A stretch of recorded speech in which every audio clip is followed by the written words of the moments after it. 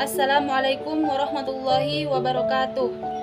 Baiklah teman-teman, pada kesempatan kali ini kita akan belajar Al-Quran Hadis. Materi mengenai memahami Al-Quran, wahyu, serta berpegang teguh terhadap ajaran-ajaran Al-Quran. Memahami Al-Quran.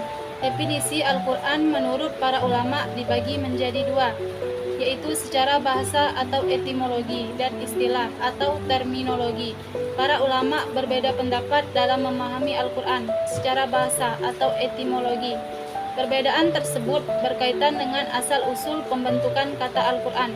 Adapun perbedaan pendapat para ulama mengenai asal-usul pembentukan kata Al-Quran adalah sebagai berikut. Yang pertama yaitu menurut Imam Asy-Syafi'i, berpendapat bahwa kata Al-Quran adalah isim alam atau nama untuk sesuatu, bukan kata yang dibentuk atau diambil dari kata apapun.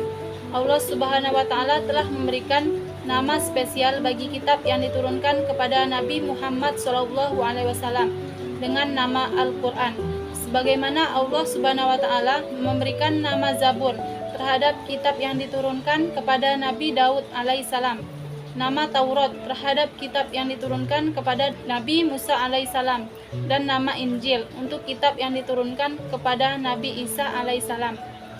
Yang kedua, menurut Imam Al-Faro', kata Al-Quran berasal dari kata qoro'inun yang merupakan bentuk jamak dari qorinatun, yang artinya petunjuk atau indikator. Adapun alasannya, karena antara satu ayat dengan ayat lainnya saling memberikan petunjuk atau menjelaskan.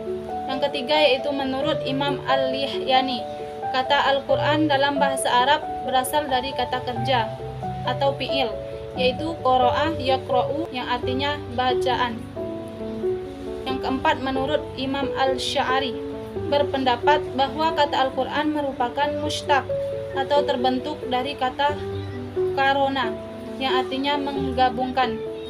Yang kelima yaitu Imam Az-Zujaj, kata Al-Quran berasal dari kata al-qoru yang diikutkan wazan atau sepadan dengan kata fu'lanu sehingga menjadi Qur'anu yang artinya kumpulan atau al-jam'u.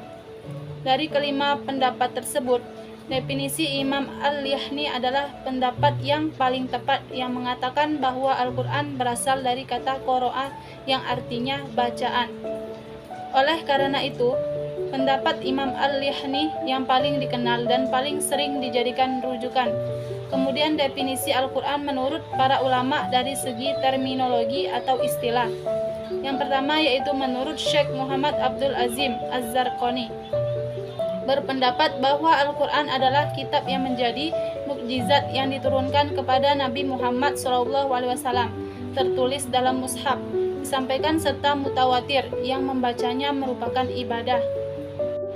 Yang kedua, menurut Imam Syekh Muhammad Khudari Baik berpendapat bahwa Al-Quran adalah firman Allah yang berbahasa Arab, diturunkan kepada Nabi Muhammad SAW untuk dipahami dan diingat selalu isinya, disampaikan kepada kita secara mutawatir, ditulis dalam mushaf, dimulai dengan surah Al-Fatihah dan diakhiri dengan surah An-Nas. Yang ketiga menurut Mana Al-Qotton, berpendapat bahwa Al-Quran adalah kalam Allah yang diturunkan kepada Nabi Muhammad SAW dan merupakan ibadah dengan membacanya. Menurut Syekh Muhammad Abduh Al-Kitab, yakni Al-Quran ialah bacaan yang telah tertulis dalam mushaf yang terjaga dalam hafalan umat Islam. Selanjutnya, kita mengenal nama-nama Al-Quran.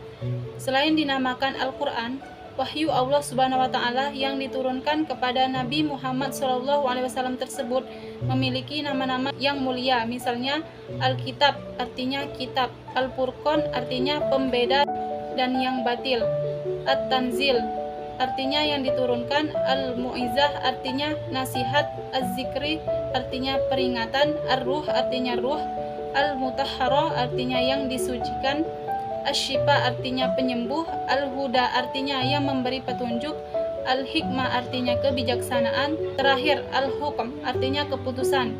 Menurut Imam As-Suyuti, nama-nama Al-Quran jumlahnya lebih dari 55 nama. Bahkan ada ulama lain yang menyebutnya lebih dari 90 nama.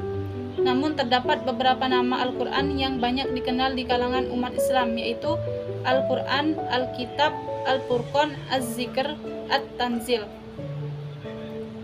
Selanjutnya kita akan memahami apa itu wahyu. Definisi wahyu menurut bahasa. Wahyu adalah khofa'u was-sur'atu, artinya tersembunyi dan kecepatan. Wahyu juga bisa berarti isyarat, bisikan, ilham, tulisan, perundingan, dan segala sesuatu yang disampaikan kepada orang lain untuk diketahui. Para ulama tafsir cenderung merumuskan wahyu menurut bahasa, yaitu isyarat atau petunjuk yang sangat rahasia dan berlaku sangat cepat. Perbedaan wahyu dan ilham. Yang pertama, wahyu melalui perantara malaikat Jibril alaihissalam atau tidak. Sedangkan ilham dihujamkan langsung oleh Allah Subhanahu wa taala. Yang kedua, wahyu hanya diberikan kepada nabi dan rasul. Ilham diberikan kepada siapa saja, termasuk hewan. Yang ketiga, wahyu wajib disampaikan kepada umat, sedangkan ilham tidak diwajibkan untuk disampaikan kepada umat. Yang keempat, wahyu sudah berakhir atau tidak akan turun lagi, sedangkan ilham masih dapat turun. Yang kelima, wahyu turunnya tidak bisa diupayakan, sedangkan ilham turunnya dapat diupayakan atau diminta dengan takarrub kepada Allah Subhanahu wa taala. Adapun persamaan wahyu dan ilham. 1. Bersumber dari Allah Subhanahu wa taala. 2. Media penerimaan ilmu. Yang ketiga, didapatkan secara cepat dan rahasia. Berpegang teguh terhadap ajaran Al-Quran. Orang yang berpegang teguh terhadap ajaran Al-Quran akan tampak dalam perilaku kehidupan sehari-harinya sebagai orang yang berakhlak mulia, misalnya jujur, disiplin, tanggung jawab, peduli, santun, dan lain sebagainya. Nilai kerohaniannya pun menjadi lebih mantap karena keimanannya kepada Allah Subhanahu wa taala semakin kuat dan amal ibadahnya semakin berkualitas. Baiklah teman-teman, itu saja materi Al-Quran hadis mengenai Al-Quran dan wahyu pada hari ini. Jikalau ada kesalahan, saya mohon maaf. Kepada Allah saya mohon ampun. Saya akhiri. Wassalamualaikum warahmatullahi wabarakatuh.